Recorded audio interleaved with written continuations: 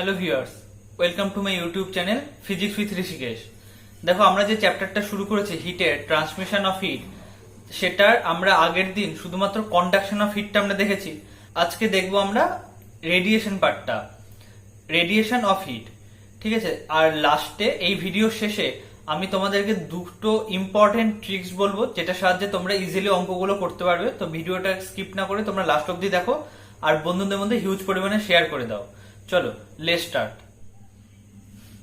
দেখো, radiation of heat, কোনো একটা বডির উপরে যখন থার্মাল রেডিয়েশন এসে পড়ে তখন কি হয়, সেটার কিছু পার্ট রিফ্লেক্টেড হয়ে যায়, কিছু পার্ট অ্যাবজর্ব হয় ওই বডিটার মধ্যে এবং কিছু পার্ট ট্রান্সমিটেড হয়ে যায়।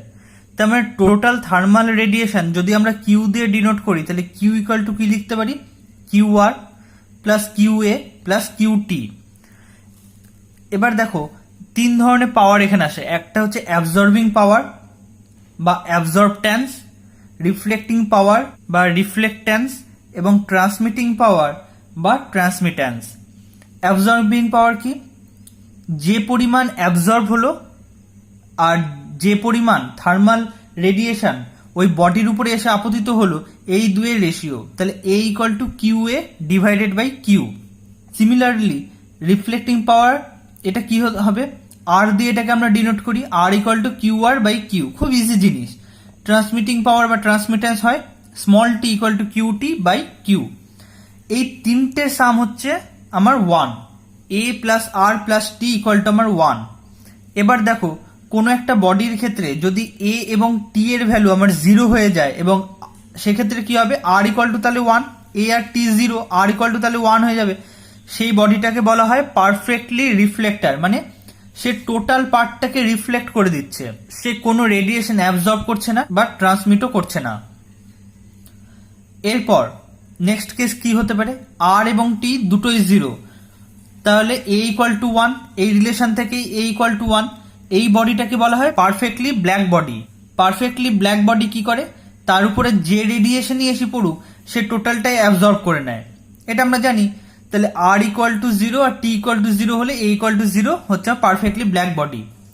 Third case, a equal to 0 r equal to 0, মানে টোটালটাই ও ট্রান্সমিট করে দিচ্ছে। এই বডিটাকে বলা হয় পারফেক্ট ট্রান্সমিটার। কোনো পার্টও অ্যাবজর্বও করবে না, কোনো পার্টও রিফ্লেক্টও করবে না, টোটালটাই ও ট্রান্সমিট করে দেবে।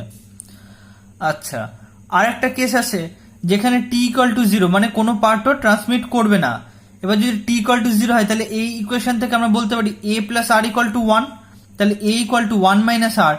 এখান থেকে কি কনক্লুড করতে পারি, যে গুড রিফ্লেক্টার্স আর ব্যাড অ্যাবজর্বার্স। দেখো, তুমি রিফ্লেক্টিং পাওয়ার এই আর এর ভ্যালু যত বাড়াবে এ এর ভ্যালু তত কমবে, বা আর এর ভ্যালু যত কমাবে এর ভ্যালু তত বাড়বে, মানে জাস্ট ব্যস্তানুপাতিক সম্পর্ক। গুড রিফ্লেক্টার্স আর ব্যাড অ্যাবজর্বার্স। আচ্ছা, এরপরে আসে পারফেক্টলি ব্ল্যাক বডি। দেখো, পারফেক্টলি ব্ল্যাক বডি কি জিনিস, আমরা একটু আগে দেখলাম a plus r plus t equal to 1। এবার কোনো বডির ক্ষেত্রে আর এবং টি এর ভ্যালু যদি আমার 0 হয়, সেক্ষেত্রে কি হবে, এ এর ভ্যালু আমার 1, মানে অ্যাবজর্বট্যান্স বা অ্যাবজর্বিং পাওয়ার হচ্ছে আমার 1, এটা ম্যাক্সিমাম। এবার কোনো একটা বডির উপরে যে ওয়েভলেন্থের রেডিয়েশন এসেই পড়ুক, সেটা যদি সব ওয়েভলেন্থের রেডিয়েশনকে অ্যাবজর্ব করে নেয়, তাহলে সেই বডিটাকে আমরা পারফেক্টলি ব্ল্যাক বডি বলবো। পারফেক্টলি ব্ল্যাক বডির ক্ষেত্রে আমি আবারও বলছি যে এর value 1, R equal to 0, T equal to 0।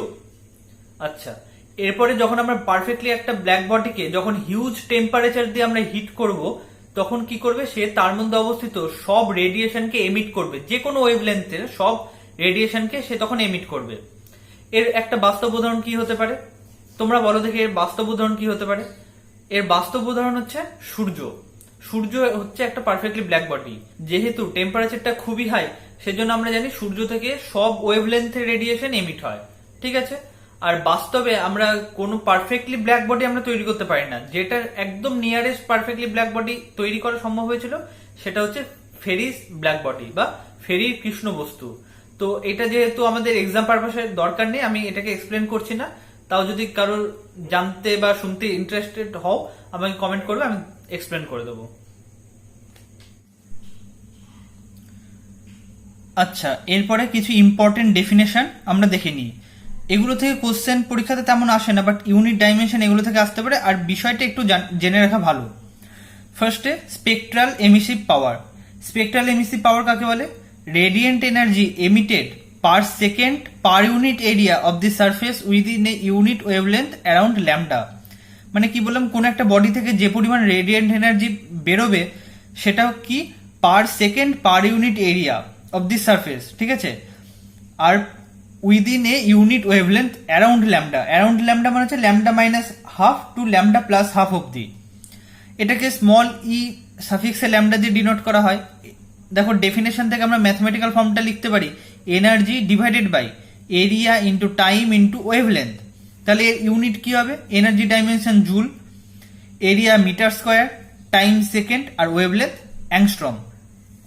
তাহলে এর ডাইমেনশন আমরা খুব ইজিলি বের করে নিতে পারবো। জুল মানে হচ্ছে এনার্জি, এনার্জি ডাইমেনশন কি M L square T to the power minus two, divided by area, area মানে এল স্কোয়ার, টাইম মানে টি, আর ওয়েভলেন্থ মানে হচ্ছে আমার লেন্থের ডাইমেনশন মানে এল। তাহলে এটা করে দেখো M L to the power minus one T to the power minus three. এরপর দেখে নি টোটাল এমিসিভ পাওয়ার কাকে বলে? Total amount of thermal energy emitted per unit time per unit area of the body for all possible wavelength. Spectral emissive power হচ্ছে আমার radiant energy emitted per second per unit area within unit wavelength around lambda. কিন্তু total emissive power হচ্ছে সব ওয়েভলেন্থের জন্য যে পরিমাণ total amount of thermal energy আমার এমিট হচ্ছে সেটা হচ্ছে আমার টোটাল এমিসিভ পাওয়ার সকল ওয়েভলেন্থের জন্য। দেখো এখানে লেখাই আছে ফর অল পসিবল ওয়েভলেন্থ। তাহলে E equal to integration zero to infinity ল্যামডার ভ্যালু যা কিছু হোক ই ল্যামডা। ই ল্যামডা মানে আমরা দেখলাম spectral emissive power into d lambda. D ল্যামডার উপর ইন্টিগ্রেট করা মানে হচ্ছে অল পসিবল ওয়েভলেন্থকে তুমি ক্যালকুলেশনে নিয়ে এলে। এর ইউনিট কি হবে? Joule per metre square into second. তাহলে ডাইমেনশন কি হবে? জুলের ডাইমেনশন মানে energy dimension M L square T to minus two divided by metre square মানে এল স্কোয়ার ইন্টু সেকেন্ড মানে টি, করে দেখো M T to the power minus three. এরপরে আসছে স্পেকট্রাল অ্যাবজর্বিং পাওয়ার বা স্পেকট্রাল অ্যাবজর্পটিভ পাওয়ার। এটাকে স্মল এ সাফিক্সে ল্যামডা দিয়ে ডিনোট করা হয়। দেখো কোনো একটা বডি যে পরিমাণ এনার্জি অ্যাবজর্ব করবে এবং তার উপর টোটাল যে হিট এনার্জি ইনসিডেন্ট হবে এই দুয়ের ratio for a particular wavelength, এটাই হচ্ছে এই রেশিওটাকেই বলা হচ্ছে স্পেকট্রাল অ্যাবজর্বিং পাওয়ার। ঠিক আছে, ratio of the amount of energy absorbed in a certain time to that of total heat energy incident upon it in the same time. ঠিক আছে, তাহলে টোটাল অ্যাবজর্বিং পাওয়ার কাকে বলা হয়? টোটাল অ্যাবজর্পটিভ পাওয়ার স্মল এ দিয়ে denote করা হয়। একই যে স্পেকট্রাল অ্যাবজর্বিং পাওয়ারের মতোই, জাস্ট এটা হচ্ছে for all possible wavelength. Definition লিখতে দিলে জাস্ট একটাই লাইন অ্যাড করে দেওয়ার মতো ফর অল পসিবল ওয়েভলেন্থ। আর ম্যাথমেটিক্যাল এক্সপ্রেশন জাস্ট এটাকে ইন্টিগ্রেট করে দাও ল্যামডার উপর integration zero to infinity E lambda D lambda, ব্যাস। আচ্ছা, লাস্ট ডেফিনেশন আমরা দেখিনি এমিসিভিটি। কোনো একটা বডির এমিসিভিটি কাকে বলা হয়? দেখো ডেফিনেশনটা একবার তোমরা চোখ বুলিয়ে নাও। Emissivity of a body at a given temperature is the ratio of the total emissive power of the body to the total emissive power of a perfectly black body. কোনো একটা বডির কোনো একটা পার্টিকুলার টেম্পারেচারে তার যা এমিসিভ পাওয়ার হবে এবং কোনো একটা পারফেক্টলি ব্ল্যাক বডির যা এমিসিভ পাওয়ার হবে, এই দুই রেশিওই হচ্ছে ওই বডিটার ক্ষেত্রে এমিসিভিটি। এটাকে এপসাইলন দিয়ে লেখা হয়, epsilon equal to small E by capital E. এবার দেখো এপসাইলনের ভ্যালু যদি আমার 1 হয় সেক্ষেত্রে বডিটা হবে আমার পারফেক্টলি ব্ল্যাক বডি। ঠিক আছে, পারফেক্টলি ব্ল্যাক বডি মানে এই স্মল ইর ভ্যালু আর ক্যাপিটাল ইর ভ্যালু ইকুয়াল হবে, সেখানে তো ওই বডিটা নিজেই পারফেক্টলি ব্ল্যাক বডি। তাহলে ইকুয়াল হলে ক্যাপিটাল ই কেটে যাবে, তাহলে epsilon equal to 1 for perfectly black body. For highly polished body, highly polish যদি হয় তার মধ্যে এমিসিভ পাওয়ার 0 হয়ে যাবে, তাহলে স্মল ই ইকুয়াল টু 0, তাহলে এপসাইলন ইকুয়াল টু 0 হয়ে যাবে, সে কিছুই এমিট করবে না। আচ্ছা, আর যে কোনো প্র্যাকটিক্যাল বডি আমরা যা চোখের সামনে দেখতে পাই, যে কোনো প্র্যাকটিক্যাল বডির ক্ষেত্রে এলনের ভ্যালু হয় 0 থেকে 1 এর মধ্যে। দেখো এরপরে যেটা আসে কিরশফস ল, সেটা থেকে এক্সামে তেমন কোনো কোশ্চেন আসেই না বলা যায়, তো ওইটা যদি পড়তে হয় নিজেরা পড়ে নেবে। আর আদারওয়াইজ আমি যখন পরে ডিটেলসে পড়াবো অন্য ক্লাসের জন্য, যেটা জয়েন্টের জন্য নয়, সেখানে আমি এক্সপ্লেন করে দেবো। ওখান থেকে কোশ্চেন পরীক্ষাতে আসে না। এরপর আসে হচ্ছে স্টিফানস ল। স্টিফানস ল থেকে কোশ্চেন আসে, উইন্স ডিসপ্লেসমেন্ট ল থেকে কোশ্চেন আসে। স্টিফান ল কি বলছে, যে কোনো একটা ব্ল্যাক বডির এমিসিভ পাওয়ার সেই ব্ল্যাক বডির অ্যাবসলিউট টেম্পারেচারের চতুর্থ ঘাতের সঙ্গে সমানুপাতিক। একদম পাতি বাংলা হয়ে গেল। E proportional to T to the power 4, যেখানে ই হচ্ছে ওই ব্ল্যাক বডির এমিসিভ পাওয়ার আর টি হচ্ছে টেম্পারেচার। তাহলে এখানে এই প্রপোর্শনাল সাইনটা তোলার জন্য যে প্রপোর্শনালিটি কনস্ট্যান্ট এনেছি সিগমা, এই সিগমাটা কি, এই সিগমাটাই হচ্ছে আমার স্টিফানস কনস্ট্যান্ট, যার ডাইমেনশন হচ্ছে M T to the power -3 theta to the power -4 এবং যার ভ্যালু হচ্ছে 5.67 into 10 to the power -8 watt per metre square kelvin to the power 4। ঠিক আছে, এই ভ্যালুটা তোমরা মনে রাখবে। আর স্টিফানস ল এর এই ম্যাথমেটিক্যাল ফর্ম থেকে তোমরা পরীক্ষাতে অনেক কোশ্চেন ফেস করবে। ঠিক আছে, এরপর আমরা দেখে নিই উইন্স ডিসপ্লেসমেন্ট ল। উইন্স ডিসপ্লেসমেন্ট ল কি বলছে, কোনো একটা বডি যে পরিমাণ রেডিয়েশন এমিট করে তার যে ম্যাক্সিমাম ভ্যালু সেটার কারেসপন্ডিং ল্যামডা, মানে ল্যামডা ম্যাক্সিমাম, এবং সেই বস্তুটার অ্যাবসলিউট টেম্পারেচারের গুণফল সবসময় কনস্ট্যান্ট হবে। এবং এটাকে ডিসপ্লেসমেন্ট ল কেন বলা হচ্ছে? উইন্স তো বুঝলাম যে কোন একটা বিজ্ঞানীর নাম অনুসারে উইন্স এসছে, কিন্তু ডিসপ্লেসমেন্ট ল কেন বলছে? দেখো, ডিসপ্লেসমেন্ট ল এই কারণেই বলছে, যত আমরা টেম্পারেচার বাড়াবো কোনো একটা বডি, সেই বডিটার ম্যাক্সিমাম স্পেকট্রাল ইন্টেন্সিটি, সেটার কারেসপন্ডিং যে ল্যামডা, সেটা সবসময় দেখবে বাঁ দিকে শিফট করছে।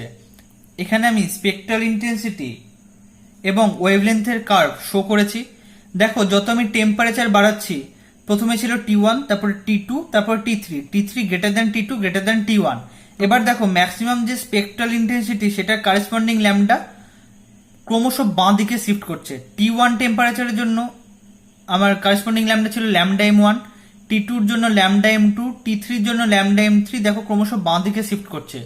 তার মানে কি, আমি যত টেম্পারেচার বাড়াবো আমার ল্যামডা, ম্যাক্সিমাম ল্যামডার ভ্যালুও শিফট করবে। এই জন্য এটাকে ডিসপ্লেসমেন্ট ল বলা হচ্ছে।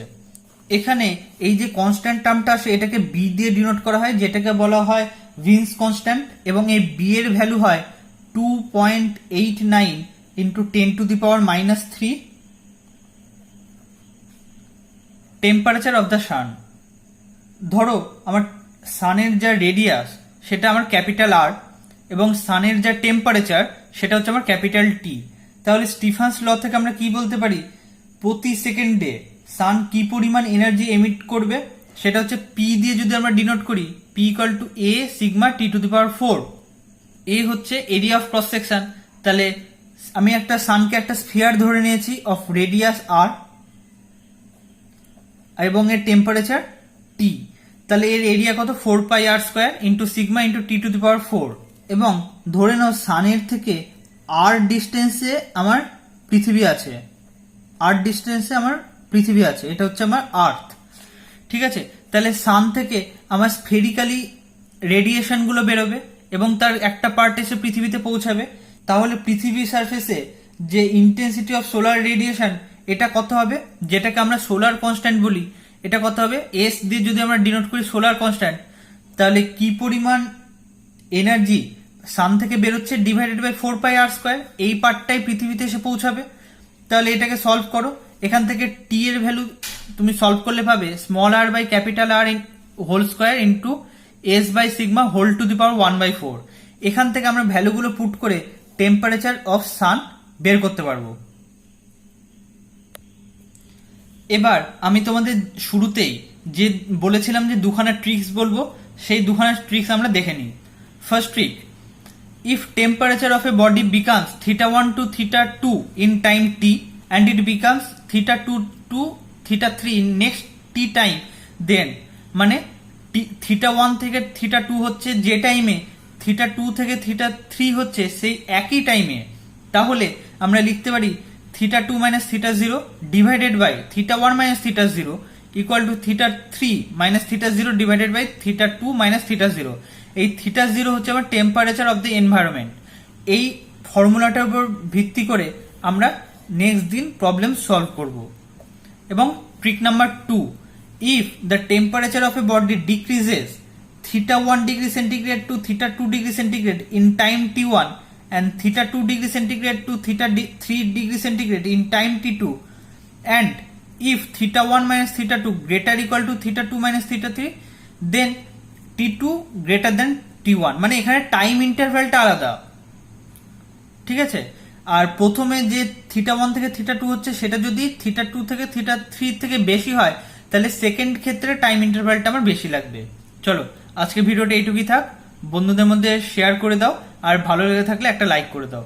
এরকম ইন্টারেস্টিং ফ্যাক্ট এবং ট্রিক্স জানার জন্য চ্যানেলটাকে সাবস্ক্রাইব করে দাও আর হিউজ পরিমাণে শেয়ার করে দাও। Thank you.